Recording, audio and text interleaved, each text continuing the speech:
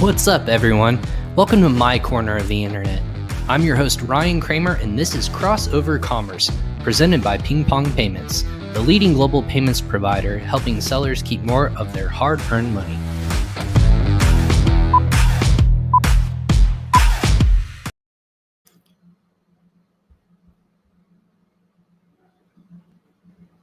What's up, everyone? Ryan Kramer with Crossover Commerce. Thanks for joining me today. Episode 30, we made it. This is the season finale of this awesome show that somehow was a brainchild from just myself and a colleague. We just were talking about e-commerce industry in general, and I wanted to bring more information to you, either a customer of Ping Pong or a connection of mine on LinkedIn, or a little bit of both. We wanted to bring a different perspective on the e-commerce market. So I've been fortunate enough to bring 30 unique individuals or different talks with people throughout the back half of 2020 and have come live to you guys to answer your questions, to post different types of content so that you can walk away a little bit better, whether you're an Amazon seller or an e-commerce brand or a little bit of both, and just want to kind of get in that perspective on the space. So with me today, again, with episode 30, I had to bring on someone that was super unique, super experienced in the space.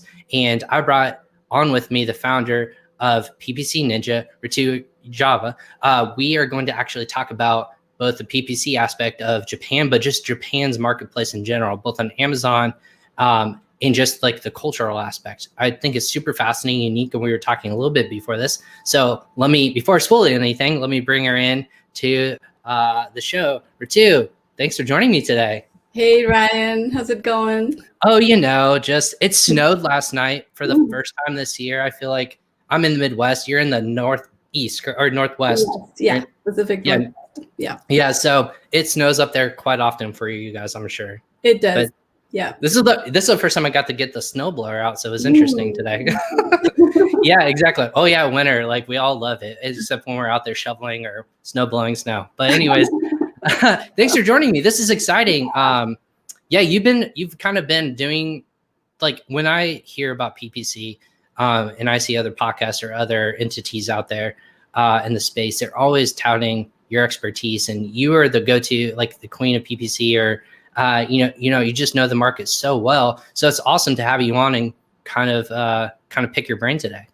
Oh my goodness, I'm so honored, and I don't know if I'm the queen. I don't know about that. Self-proclaimed. We'll call you the queen for now, because you definitely know more than everyone on this podcast. You made my day. No, I mean, it's true. So I think what I was talking about, people, is just you have to be in the space for a while to know the ins and outs, what's worked in the past, and kind of where it's going in the future, which is why I think you guys are super successful at what you do. But when we were chatting about, like, hey, what can we talk about? It's a cool show. We haven't talked about Japan on this marketplace, and Ping Pong's an international company. I wanted to get your perspective because this is something you've been super passionate about quite extensively, at least recently. So maybe let's jump into your background, where you came from, and then where your Ppc Ninja kind of came into play, and then we can start talking Japan. So super excited to be here.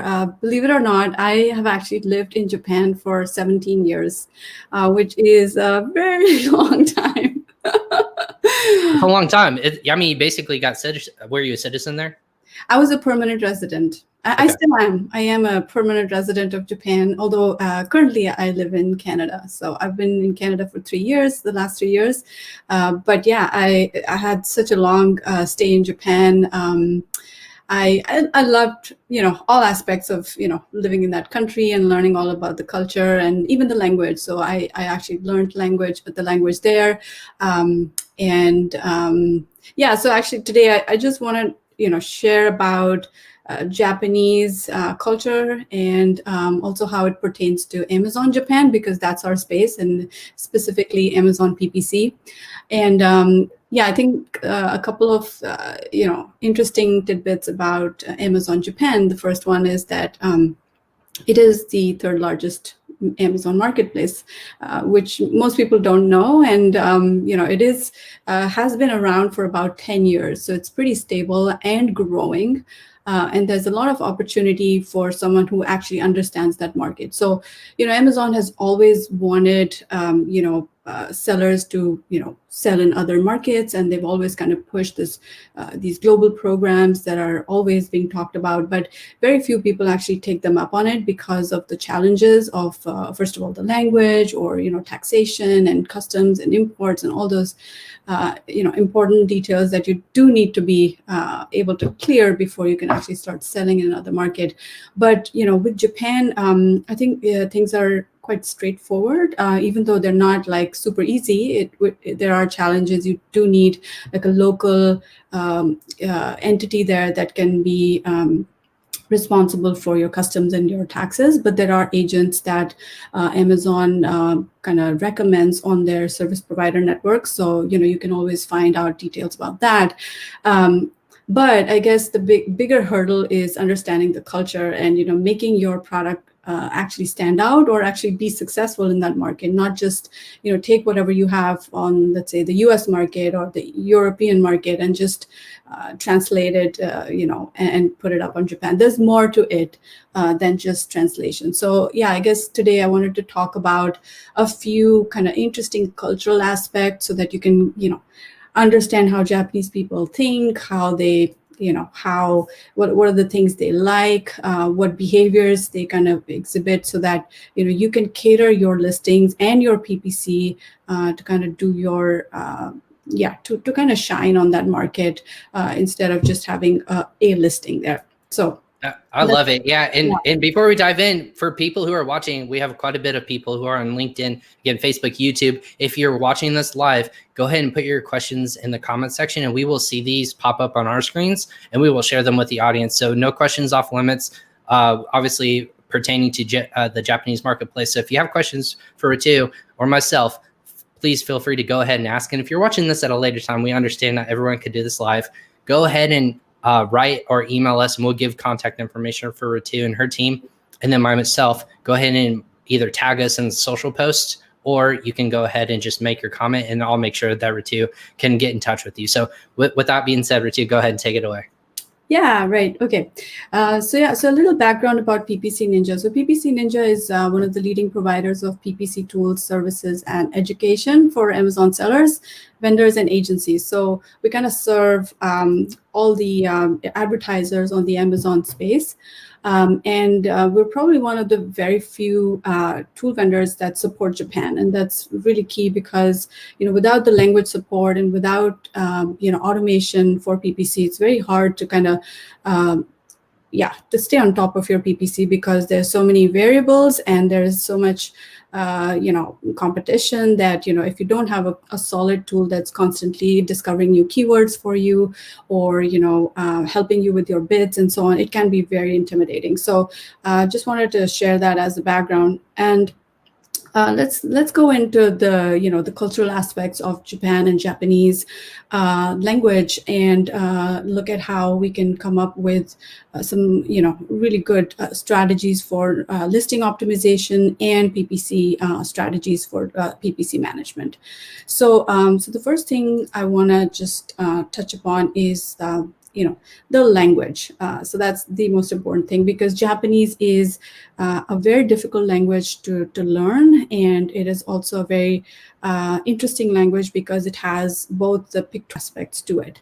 And what I mean by that is that, just like the Chinese script is pictorial, like each character of the Chinese language has a bunch of pictographs that kind of stand for certain things, images almost drawn. The primitive number 1 was just a line in Japanese, number 2 is 2 lines, and then 3 is 3 lines, and so on. So there's a pictographic element to the characters that Japanese people actually absorb from China. So there's the script is known as kanji, which is the original script that's coming from China. But then they also have a phonetic script that they use to pronounce those words, because you can see a picture, but then you've got to call it something, right? So there's that phonetic script that is known as hiragana, which is local to Japan. It's a Japanese script. And then in addition to that, they have developed another script specifically for foreign words, which is known as the Katakana script. And what that means is that, words that were imported from outside, such as Starbucks or Coca-Cola, or words that never kind of originated in the original kind of Japanese historical context, those words are written in that other language or the other script, right? And to make things even more complicated, they also speak English to a certain degree. So the English language, you can see it everywhere. If you go to Japan, every billboard, every kind of highway sign will have both Japanese and English. However, the conversational aspect of English is kind of not, it isn't as prominent as the Japanese language itself. So while the Japanese people understand English, they will hesitate to speak it, right? While they may be, intimidated by the English language, they will look at it, they will be able to read it in their head. Maybe they won't give you a response. If you say hello to them in English, they will be a little intimidated, but they have an enormous appreciation for the English language. And there's always there's so many English language schools there that people are always learning English. They have this fascination for the West and for the English language. So there's that mix of all these 4 scripts that you can see everywhere. Like, you go to any store, you will see, all 4 of them being used simultaneously, maybe in the same kind of, sentence or on the same placard. They use all 4 of them. So yeah, I guess the reason why I'm mentioning this is because of PPC, because what happens when you try to come up with the right keywords for describing your product? Which of these 4 scripts would you go for, right? So it's an interesting challenge, it's an interesting problem, and it almost feels to me like we've got to make 4 times the effort to come up with the right set of keywords. So in all the 4 scripts, you've got to have the kanji variant, you've got to have the hiragana variant, the katakana if it's a foreign word or partially a foreign word, and the English language, because they will like to see all of these in your title, in your descriptions, and so on. So yeah, to me, it seems like almost like a communication overload and almost like a cipher within just what should seem straightforward to a lot of people. So the fact that you have to break it down into almost not a piece, but almost to talk to each of those 4 different communication variables is just another layer on how to convert, right? Because that for you guys, your guys' job is to make sure that doing what you do best, make sure you're speaking to the customer the best way possible, but then to make sure that all 4 of those communication variables are in mind. that seems like just a puzzle is super difficult to crack, basically. Yes, exactly. Yeah. So I've just shared my screen because I want everyone to just have a look at this. So this is one of the it's one of the busy streets in Japan. It's called Akihabara. It's one of the I think, how would I describe it? It's the electronics city of within Tokyo. And this is where people go to for all the gadgets. They love gadgets, right? And the reason why I wanted to show you this screen is because you can see how much of all the 4 languages are everywhere. Like, there is a bit of kanji, which is, as you can see, this where my mouse is pointed. There's some katakana, there's some English, katakana. So everything coexists. There is no pure usage of the Japanese language. It's all mixed up. And why it is interesting is because definitely you want to make sure that when you present your listing, you can take advantage of all these 4 based on which format works the best for your product, right? And how it can be described best with a mix of all these. The other thing to note too, that they love detail. So as you can see, there is, if you pick up any of these billboards, you will see a lot of detail. So it's almost like crammed with information, and that's fine. It is totally acceptable. There is an acceptance for procedures, processes, descriptions. So when it comes to your second image or your third image on your listing, it's perfectly fine to kind of have a lot of detail in there, especially if your product requires certain steps for installation, for example, or let's say your product has it's part of a larger process that you can outline. You can put numbers 1, 2, 3, show the flow and so on. So that's something that would be super appreciated by Japanese people, because it is a lot of attention to detail that they bring.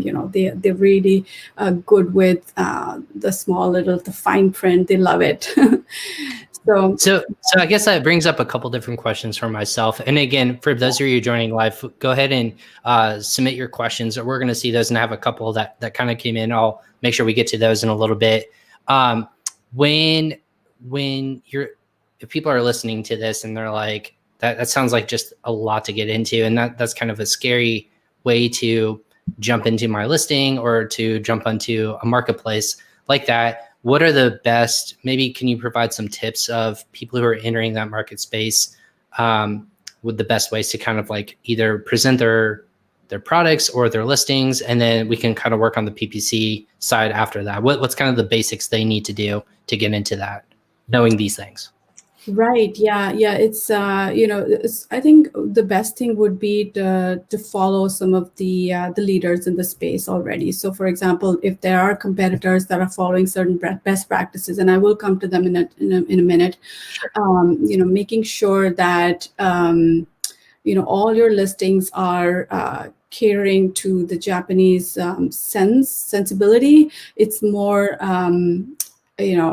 of course, Amazon has a requirement for the main image, but when it comes to second, third, and fourth, I would highly recommend looking at certain other marketplaces where Japanese people are already kind of, shopping. For example, there is the Ppc Mall in Japan, or Rakuten. Those are two really good ones. So maybe just look at some of those existing listings to get ideas on how you can really optimize your listing and make sure that you're providing all the details that a shopper needs to make their purchase. And also there's certain colors and certain fonts that they appreciate. And I might give some more examples of those fonts and so on, looking at real Amazon listings that you could definitely pick up from the best in the game and kind of try to emulate those. And I know that it is very hard for someone who doesn't get the language to kind of just put up something that is perfect from the get-go. But, there's always steps, and you can always start at a certain point and then go from there and see what's working and what isn't. So that's kind of the cultural background. Maybe a few more details to add. Things that go viral in Japan are, you've probably heard of Tamagotchi. I don't know if you Right. I remember those. Yeah. So they were the virtual pets, right? Those were the ones you have to feed them, and if you didn't, you basically were a bad human being. Exactly. Yeah. So the reason why I bring up that example is because there is a certain element of going viral in Japan that is super important. So if, let's say, you're even at the stage where you're kind of sourcing products and you want to find good products that will sell in Japan, you might be better off looking for trends that are already existing and kind of ride on those waves, because Japanese people Japan is a very homogenous society. So what one person likes, likely that 9 other people out of 10 will like that. And so there's so much consistency in behavior that when something goes viral, you can pretty much expect that to be a wave that is not going away anytime soon, just like the what you think. Yeah. So how are most things going viral over there? Is it through video? Is it through is it through television? What's the number one way? Because a lot of people point to TikTok or another social media platform. Yeah. What are people seeing over there in Japan? all of that. So there's so there's television, of course, and there's influencers, and there's YouTube, and all these channels are there. But it's just the culture. It just picks up news, and media will just pick up any trend, and it'll just go viral, and then everyone will want that thing. So that high degree of viral effect is like something that you can take advantage of, when it comes to making the right product selection, or when, even to figure out if your product is a good fit for the Japanese market. Just see if there is more of the same kind already selling, then you have a chance to kind of ride on that wave.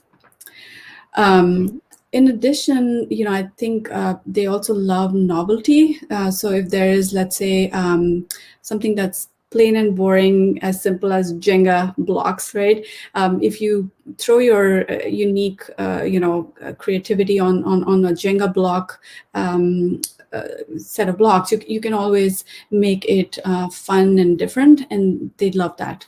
So I'm actually going to share my screen again to show you. Yeah, go ahead.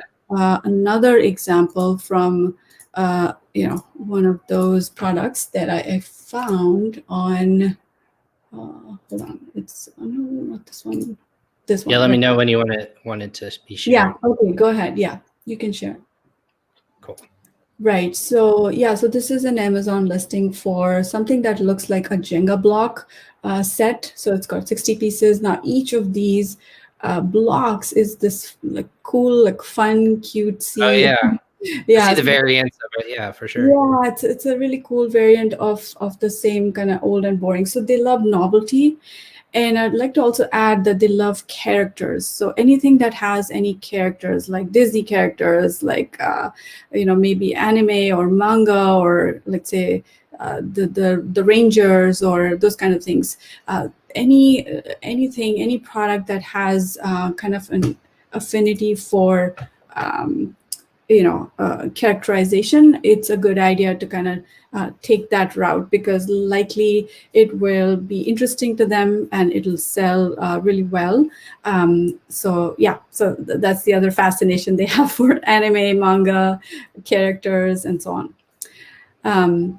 Right. Okay. So we've talked a little bit about the culture, and how Japanese people like certain things. They also love the Western culture. So don't be afraid to have like Western models, let's say, in your images, because they do have a fascination for Western culture to that extent, and it would be accepted. Yes. I'm sorry. I'm throwing up a couple different things as you continue to talk. Obviously, the audience is listening. For mine does. I hear the Japanese people love American consumables too. And we have a couple other questions. Again, go ahead and send those your way. We're going to let Ritu kind of go on a roll and educate people, and then we'll make sure we'll hop back to these awesome points too. Anyways. Perfect. Going back to, all right. I'm on my edge of my seat. I'm like right here leaning forward. I'm like, I'm ready to go. Let's go. Oh yeah, I know. It is fun. I mean, yeah. Okay. So now let's talk about listings, right? Let's talk about how you would structure your listing, or what are the things to keep in mind when it comes to listing optimization and stuff like that. So again, I have shared my screen right here. I don't know if I have. Have I? No. One of the sides. It's the other one. It's all good. Doing this live, it brings its own ups and downs. But yeah, there we go. That looks like that's better screen to share. There you go. Cool. Yeah. Okay. So I think one of the things that most people don't realize is that the Japanese language doesn't have any spaces between words, which is something that really surprised me when I was actually learning the language many years ago. So, like for example, this is a news article from a recent magazine. So people don't realize that these two are a word. This is a word. This is a word. This word is coronavirus, and so on. You can't tell, right? It just looks like each character is running into the other. So can you imagine how the algorithm, Amazon's algorithm, would be separating these out?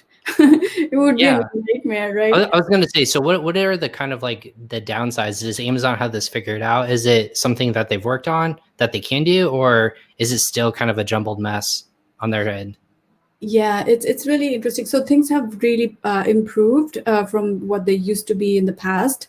So now Amazon has become quite good at being able to detect all these different characters and words, and kind of have like machine learning to figure out where the word starts and ends.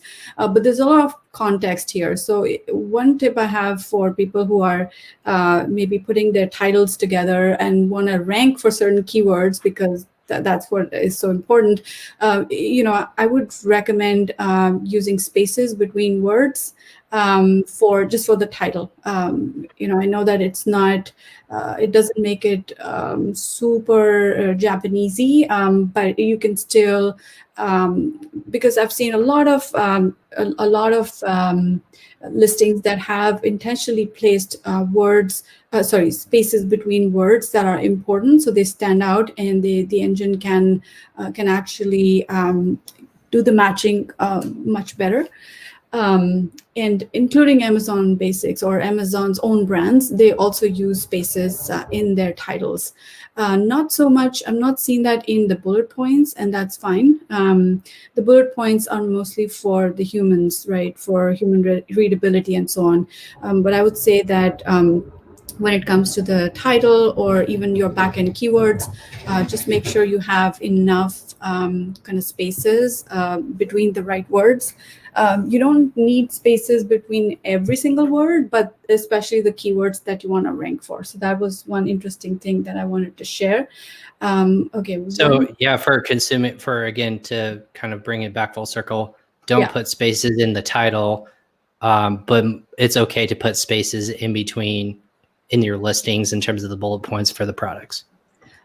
Actually, in the title, you do want to put spaces. Do put spaces. Okay, yeah, that's my fault. Yeah. So this is an example from Starbucks. All right. So they have, these words that are separated by intentional spaces right here, as you can see.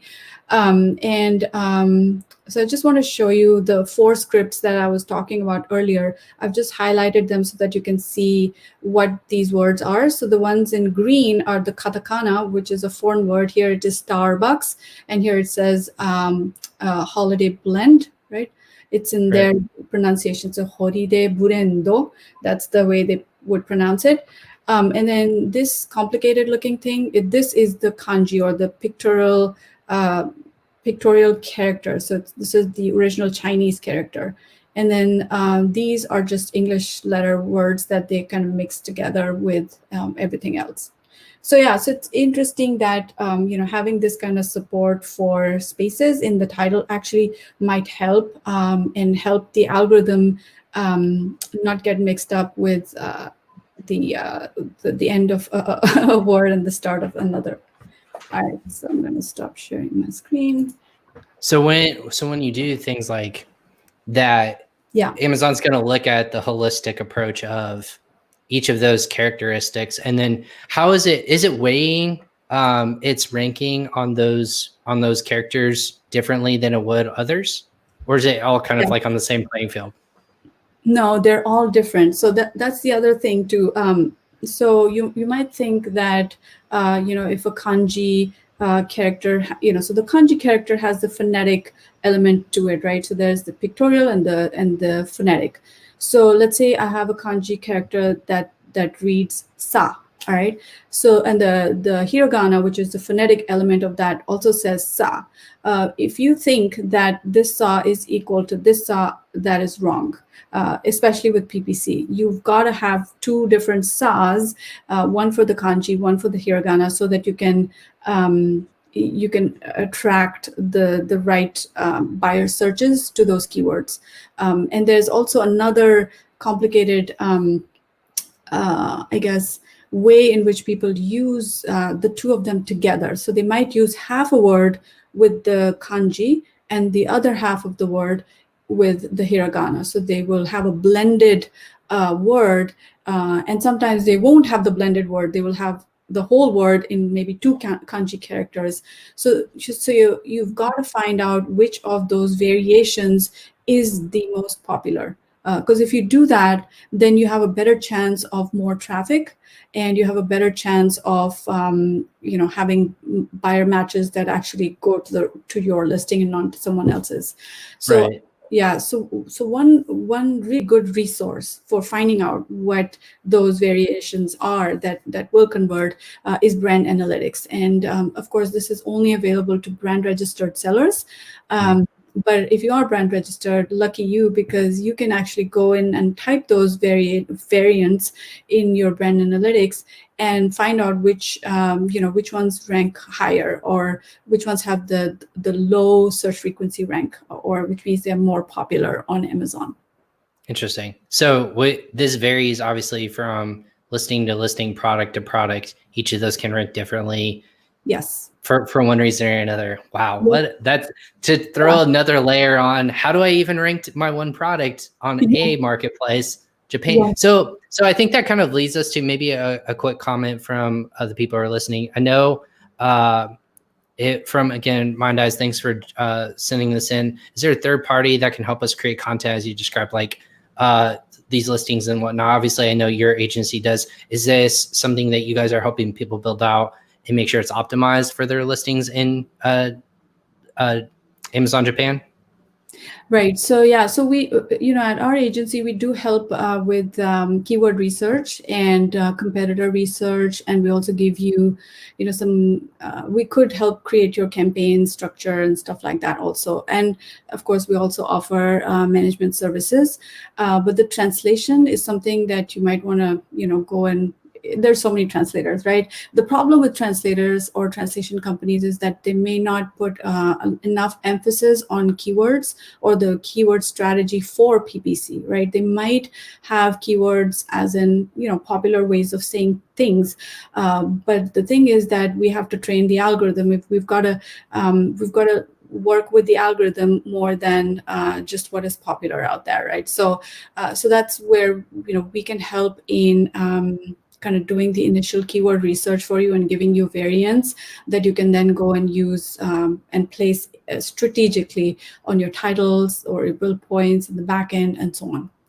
So so we could work with your translation edge. So we could be the first step where we put a packet together for you, and then you hand that off to your translator, and they can just use that and make sure that they use all those words that we've kind of highlighted as important for your product. Awesome. And then, so with Amazon too, I know you guys are focused on Amazon. Are you seeing these same kind of strategies that you can implement on these other marketplaces like Rakuten and those other e-commerce marketplaces? Is that what you have seen that work as well? So we don't really do anything with Rakuten, but the principles are the same. Like whatever is more popular, it is more popular. So fortunately with Amazon, with brand analytics, you get that data right from Amazon. It's the shopper data that everyone wants, right? Right, so, exactly. Yeah, so you can always repurpose that information for other markets if it's your own kind of brand analytics. You don't want to. Yeah, it's not really allowed to kind of share it. Yeah, what'd you say? And again, Mind Eyes, thanks for watching again. Obviously, providing value and content. We changed some lives today, Ritu. So that's all we wanted from this show. But anyways, would you say that it's better to start on Amazon, or would you rather should e-commerce sellers, again, growing? This is the concept. If we're growing into a marketplace like Japan, is it best to do it on Amazon and then expand from there, or is it best to do like a Rakuten or maybe like a more localized marketplace like that? Yeah, I think if you are an Amazon seller, then having the experience of and dealing with all the complexities that Amazon throws at you all the time.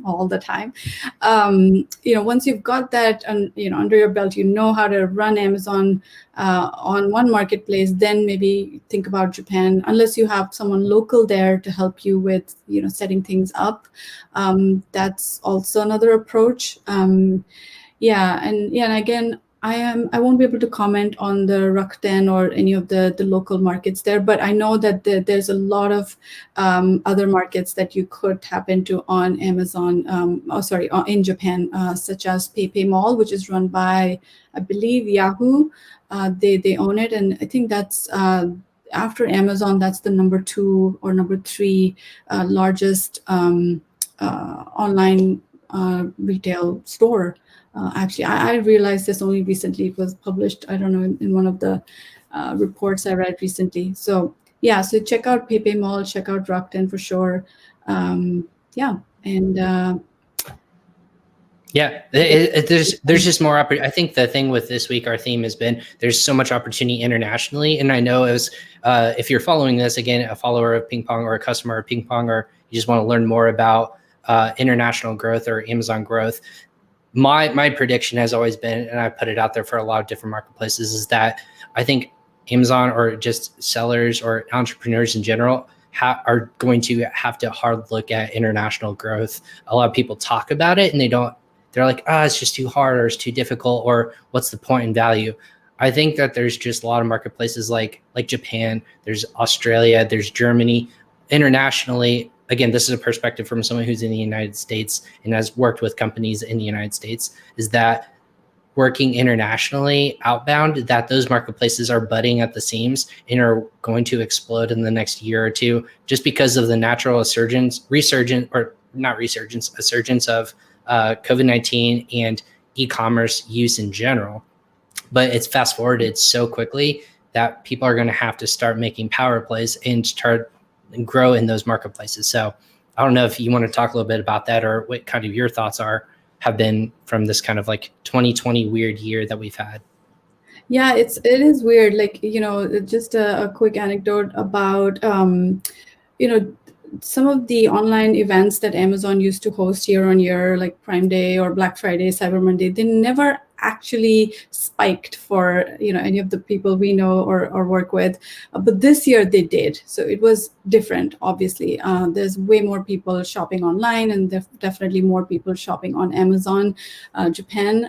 So yeah, it's really telling of how things have changed and how things are here to stay, actually, because even if we get the vaccine, and even if everything starts to go back to normal, the habits that we've kind of absorbed now, they're convenient and they're nice, and it's going to be they're here to stay. So I think definitely have a strategy where you can take advantage of all these different opportunities that are there around you. Yeah, and we had a couple different, and when I ask for questions, I typically get them. So this is some that are served. Maybe Ritu, that you can jump in. What's the best way to assess market demand in Japan, or the wave that we were talking about for current trends? You were saying if it's going to be popular, if it's 9 times out of 10, it's going to be there to stay. Is there a way to kind of deem, from your point of view, you've seen trends develop and grow? What's the best way to do that? So I think if you're just looking at Amazon, definitely look at brand analytics. That's going to be the best resource for finding out what's trending on Amazon. I actually just checked it this morning, and the number 1 or 2 or 3 searches were all related to this show that is currently airing on Amazon Prime. And it was something about, again, it's some sort of animation manga. I can't remember what it was. Something we're not cool enough to know all the details, right? We're behind the trend. Well, I mean, on US, maybe right now, I don't know what's the number 1. It could be AirPods or something like that. But in Japan, yeah, exactly. It's something to do with animation. It's some sort of movie on Prime that is trending really. And then the second or third search was character goods. And what they mean by character goods is that when you have a movie or something come out, there's obviously like merchandise that comes along with it. So people are crazy about that too. So when they get obsessed all around. So yeah, I think I would assess and say like the Baby Yoda fiasco that kind of came out, like it was timed poorly last year, but this year it's literally everywhere just because of it. It's a social media trend. It's a content consuming trend. And like anything that's, in movies and whatnot, that makes sense. I can see that. So thank you for your question, Preeti. I think a couple more came in, but I might hold on to those. Mine is, again, I will never go grocery shopping again. And with the convenience of online shopping, like DoorDash or any kind of like Uber Eats here in the United States and internationally, those kinds of things exist as well. It's hard to say I'm going to spend 2 to 3 hours in the grocery store when I can just order from the comfort of my home and have it delivered conveniently. So that is a good point, Mind Eyes. So let's maybe dive back into the PPC aspect, Ritu. Do you find, I know it's for marketplaces in the United States on Amazon, a lot of companies will use PPC to launch a product. Is that suggested to do in Japan as well? Yes, absolutely. Okay. Yeah. What are the varying differences? Can you maybe walk through, like, if there is any, maybe like what's the smart way to go? If you can kind of give us some tips, that'd be fantastic. Right. Yeah. So the very first step before you do anything is keyword research, because your keyword research is going to shape your listing. It's going to shape what you put in your bullet points and everything. And yeah, so that's the foundation. So you've got to do your keyword research and anticipate searches in the 4 scripts that I mentioned. So there's hiragana, kanji, katakana, and English. So you want to make sure you've covered all of them. Don't just leave anything on the table, because you've got to have a coverage that is 4 times more than in just the English language. So anticipating those, in addition to the blended versions that I was talking about. So the kanji plus hiragana, blended versions of keywords. So I think once you've done your keyword research, you want to then hand that over to a translation company or a translator, making sure that they pick from the top, which means the most popular keywords at the top, or the most essential keywords to include in your listing. And once they weave those in and you have a decent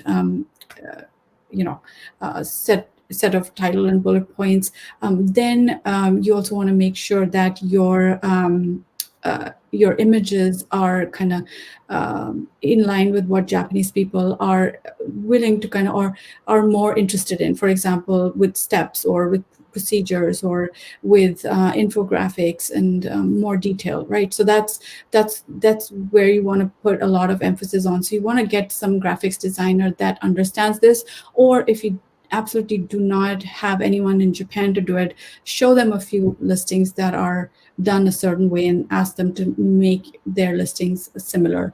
I think at this point I want to show my screen, because there is some examples that I had here. Yeah, absolutely. Yeah, so I don't know if you can see my screen. Yeah, you can. So this is just like just a bleach, like a household bleach. Yep. And they are very interested in what's on the back, all the details. Give it to them, no problems with the small font, absolutely no problem. You see the style. This is so Japanese. The style with the fonts, with the outlines.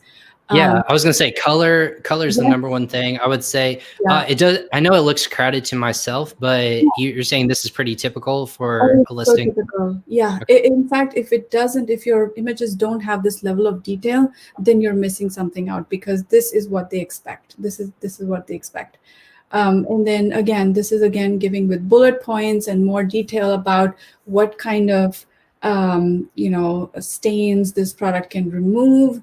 And then some more detailed descriptions of even the process, right? You soak it in for 30 minutes and then just kind of, dry it and fold it and stuff like that. And then it also gives more detail about how you're supposed to use it, right? So everything in so much detail on a listing. Compared to this, if you look at another listing, perhaps this one, it mostly has the kind of images of the product, but here there is some more detail, right? So this gives you more detail. Let's see if there's one more I can show you. Yeah, I mean, this may be not a purely Japanese brand, so they haven't nailed it yet. Yeah. They do have a few kind of localized images right here, which is a good thing to do, by the way. You should localize your images as far as possible. But the one that stands out as a purely Japanese, anyone can tell that this was created in Japan for the Japanese people, and they love it. They will love it. So just look for these sorts of styles that you can then hand over to a graphics designer and say, hey, make me something like this. And that's not too hard. So thinking about all those little details that can make a lot of difference. I think the thing I pulled from that, obviously there's a lot to read. So maybe like in the United States, I know, like, I hate to say it, a lot of people are just like lazy and they want to just see what the product does. And that's why the importance of video is so, like, this wave is hitting with people of like how to use a product. They don't want to read this content. So, but it seems almost opposite in the Japanese culture. Like, although pictures are important, context and what you're actually describing to the customer or potential customer is even more important. Would you agree with that? Absolutely. They want all the details. Give it to them. I guess if you're an Amazon seller and you want to go into that detail, you have to be super descriptive of your listings. You have to be super descriptive in your photography, which again, there's reasons, like, each marketplace is different. That's why it's so important to know your marketplace and why this is so valuable as well.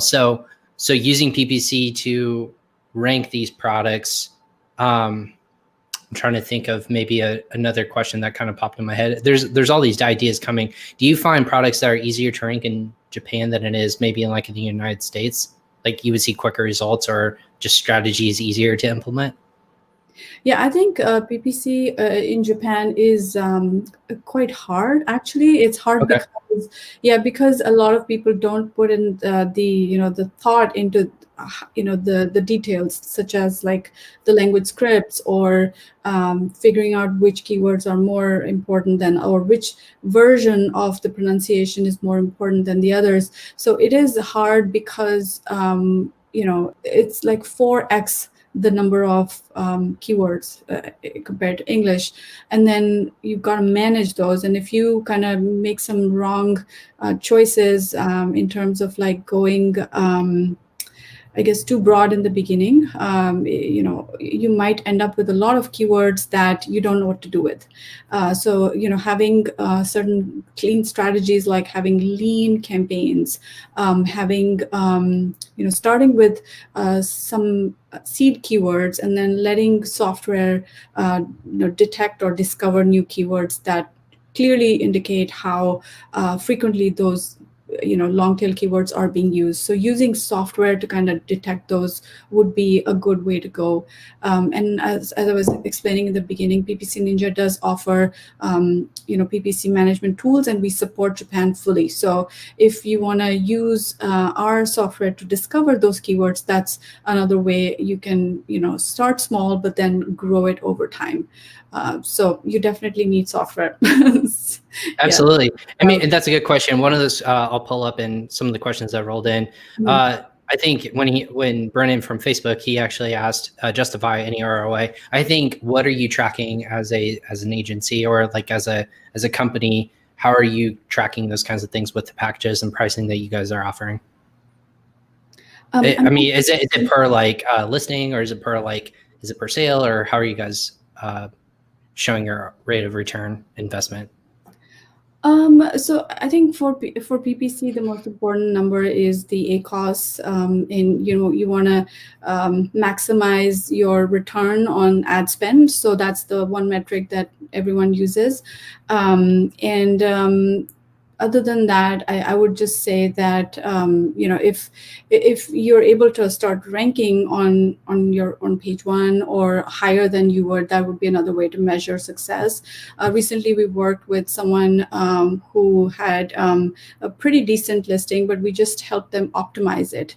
And once it was optimized, it started seeing way more sales than before. So that's another measure, like how does improving certain things or strategically placing certain keywords in certain places, how does that improve the overall sales velocity and so on. So those would be ways, I guess, to kind of measure success. Yeah. Another one specific to PPC Ninja that just came in. Again, thank you everyone for your questions. You're listening live again on LinkedIn. I also see those questions. That's why you see me turning screen to screen to make sure I'm monitoring questions and comments. Does PPC Ninja translate the keywords? So PPC Ninja won't translate the keywords. It just picks it up from your search terms. But if you want to use our service, which is human-based, we will give you keywords that you can use. So we have a service just for doing your keyword research, your competitor research, and we can also set up your campaigns for you in Japanese. So those are the 3 services. But what you could do with our keyword research is that you can hand that over to a translator and say, hey, just make sure that the translation has these, and we can highlight those things. We can say, make sure to put these keywords in the title, or make sure to put these in the back end. Because let's say English words, you want to put them in the back end because you don't want to make your listing unreadable. You want to highlight a few English words, but you don't want to just stuff them into your listing. So we can do that bit, but then you'll have to take it to a translation agency and they do the translation, and then you can upload those to Amazon. Yeah, that makes sense. Oh, sorry, go ahead. Yeah, I wasn't sure if I fully answered that question, but yeah, so there's... I mean, I think like there's a context. If you just outright, obviously you wouldn't translate it for them, but if you want to work with them as like almost like an agency perspective and get your expertise on it, you would work with them to translate those keywords as well. So there's a varying degree of that answer of they can. It just depends on the level of interaction you would want. Yeah, exactly. Let me, oh, there you go. Yes, you did. Thank you. Awesome. Thank you, Pretty. For your question, let me see. There's a couple of them, and they're great questions too. So that one almost like a comment that maybe we can touch on, and maybe I have a question on top of this. So Mana's commented from YouTube, it's difficult to give so much info on dietary supplements as health claims are not permitted. I'm assuming to the marketplace that you're in, Mind Eyes. This webinar has given us some great ideas to engage with customers in new ways, and that's fantastic. I think that is a very difficult category to be in, obviously. But obviously, if you're going to Japan, is that a topic or a category that's very difficult to kind of like stand out in as supplements? I'm not sure if that's a popular, like it is in the United States, as popular in Japan. Very popular. It is popular. Okay. Yeah, extremely popular and extremely competitive. Okay. Yeah. So that's the case around the world. So yeah, maybe just standing out more with the details of the supplement or pictures to stand out. That's a good way to kind of go off of that. Someone asked about ping pong, and I'll talk about that a little bit later. But we're going to talk about PPC, of course. I think those are all. I think we're up to date now. So before we're kind of coming up on the top of the hour, and I won't keep you too past that. Maybe let's kind of like take 2020 on a holistic point of view. It was weird. It was definitely not expected. One of the fun exercises I was doing or two is like the last 2 weeks, I look at people's kind of like predictions of 2020 back when it was 2019. They're like, oh yeah, these things were happening in 2020. Clearly none of them were right because no one saw what was coming. And it was almost like funny. It was like, man, I really wish it would have happened this way, like in an alternative universe. What's kind of, again, predicting that hopefully things, hopefully, turn for the better for the world, obviously. What if we get back to some sort of like velocity, or we change it because of this big time event? What is that wish list or that hope or that vision that you see Amazon taking on in 2021? Yeah, that's a great question. Well, right now I just know that Amazon is going through a lot of logistics issues, and shipping delays are happening all over the place. So I think if there was one thing I would, like Amazon to do in 2021 a little bit better is, helping manage that side of things a bit better. Like FBA has always been such a great way for small sellers to kind of send their products into to Amazon, and they take care of it. But now it's breaking so badly that sellers aren't even able to send in enough inventory. So that's really something that I wish Amazon would do better in 2021, knowing that this online shopping, trend is not going away, even if things go back to normal. Yeah, I would agree with you. I think that's something that logistics has been really tough. I know inventory from a high level is being restricted more and more and more for at least the United States marketplace. Internationally, I'm not sure what those numbers are, but we're going to assume that it just depends on how the velocity is, because Amazon's been stress tested just like a lot of sellers at this juncture is how quickly can we get the goods to people. I know in the United States, shipping and logistics are just a nightmare. They're sending out to customers, hey, just please be patient with us. There's just so much happening online now that even like the United States Postal Service, for example, they just can't get stuff to you as quickly as they promised. And that's, a problem. So I think there's a lot of innovation that's going to come from this. How do you get your goods, your services to people quicker, especially when you promise 2-day, 2-hour delivery, as crazy as it is still. What's the one thing that you kind of you missed the most that you didn't think you would? Missed as in personally missed? Yeah, like what? I mean, everyone's kind of like at home, or if they're out like on a very limited capacity. What's one thing that you're like? I know a lot of people are like, I just took for granted this. Yeah, I miss my family. They're all over the place. Like we do a lot of Zoom calls now. We never used to do Zoom calls before. Yeah. But yeah, I miss my family. I wish I could, fly to them, meet them. I can't. So yeah, I agree. I think travel restrictions and I think networking is another thing for those who are in this industry and sellers in general. Just networking and knowing and partnerships, they happen at the conferences. I myself, when I was at Ping Pong, I was brought on just as the pandemic was setting off. So I haven't even met my own colleagues. So this is something that's just, hey, we all know what each other's top half looks like. And the bottom half is a little bit more like, we don't know. So I think we're trying to get more innovative. Networking is evolving, obviously in the safety capacity. But yeah, I would agree with you. Travel is one thing I do wish. I was supposed to go to Italy this past summer. Didn't happen. I know, just in general, like me personally, I miss it a lot. Maybe one more question. I know we were talking about ping pong. Someone actually asked the question. I'll throw it up there. What does ping pong do? And that's a great question. And I'll wrap it up with this. Is there anything else that you think is like other people should take a look at before jumping into the Japanese marketplace? Obviously, translations is one huge thing. Your keywords and what products are going to sell well is next. Is there another piece that they should really look into or do the research on? So I just want to, so this is kind of breaking news. Amazon just rolled out their video ads in Japan. So if Awesome. Yeah, so that's actually been one of the best converting ad types on the US market, actually everywhere that they've rolled them out. So they're really good. So if you are trying to kind of enter or break into the Japanese market, I really recommend, in addition to whatever strategies we talked about, definitely look at video ads. And you might think that it's a complicated investment needing videographers and so on. It's not. Like the barrier to entry is pretty low right now. So just get in there as soon as you get a chance and start. Let's say even start new launches with video ads if you are brand registered. That is, I think it's going to be a great resource for you to even rank for certain keywords.